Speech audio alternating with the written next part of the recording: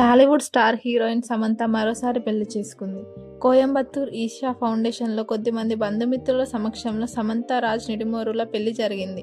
కొన్ని రోజుల నుండి దర్శకుడు రాజ్ సమంతకు ఉన్న స్నేహం, ప్రేమ గురించి సోషల్ మీడియాలో ఎన్నో వార్తలు వచ్చాయి. ఇద్దరు కలిసి ట్రావెల్ అవుతున్న ఫోటోలు, సోషల్ మీడియాలో పోస్టులు వారి రిలేషన్ను ఎప్పుడో కన్ఫర్మ్ చేశాయి. వీరు కేవలం డేటింగ్తోనే సరిపెట్టుకుంటారా లేక పెళ్లి చేసుకుంటారా అన్న అనుమానాలకు చెక్ పెడుతూ సమంత రాజ్ మూడుముళ్ల బంధంతో ఒకటయ్యారు. నాగ చైతన్యతో విడాకుల తర్వాత కాస్త బ్రేక్ తీసుకున్న సమంత ఫ్యామిలీ మ్యాన్ 2 షూటింగ్ సమయంలో రాజ్తో స్నేహం, ఆ తర్వాత ప్రేమగా మారినట్లు ఇండస్ట్రీ టాక్. ఇప్పుడు ఆ ప్రేమ పెళ్లిగా మారి ఇద్దరు జీవిత భాగస్వాములయ్యారు. 1975లో ఆంధ్రప్రదేశ్లో తిరుపతిలో జన్మించిన రాజ్ శ్రీ వెంకటేశ్వర విశ్వవిద్యాలయంలో బీటెక్ పూర్తి చేసి అమెరికాలో సాఫ్ట్వేర్ ఇంజనీర్గా పనిచేశారు. చిన్నప్పటి నుండి సినిమా పట్ల ఆసక్తి, కథలపైన ప్రేమ అతన్ని ఫిల్మ్ ఇండస్ట్రీ వైపు లాగాయి.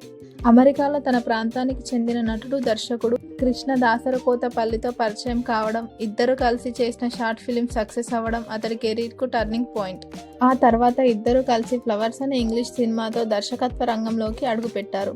కొంతకాలం తర్వాత ఇండియాకు వచ్చి సినీ ప్రయాణం మొదలుపెట్టిన రాజ్, డీకే ద్వయం బాలీవుడ్లో స్థిరపడ్డారు.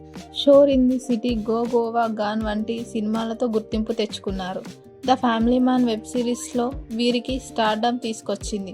దేశవ్యాప్తంగా సంచలనం రేపిన ఈ సిరీస్కి రాజ్, డీకేలు 2వ సీజన్గా రూపొందించారు. ఆ సీజన్లో సమంత నటించగా షూటింగ్ సమయంలో రాజ్తో సమంతకి ఏర్పడిన పరిచయం చివరకు ప్రేమగా మారింది. రాజ్, డీకే సినిమాలు మాత్రమే కాదు, వెబ్ కంటెంట్ రంగంలో కూడా మంచి పేరు సంపాదించారు. Family man, guns and Gulaabs, Citadel India వంటి భారీ ప్రాజెక్టులను తెరకెక్కించారు.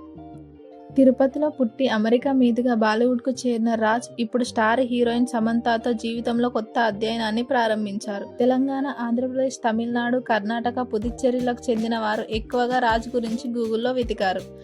చూడాలి వీళ్ళ జంట ఎంతమందికి ఆదర్శం అవుతుందో. కలకాలం కలిసి ఉండాలి, హ్యాపీగా లైఫ్ లీడ్ చేయాలని మనందరం మనస్ఫూర్తిగా కోరుకుందాం.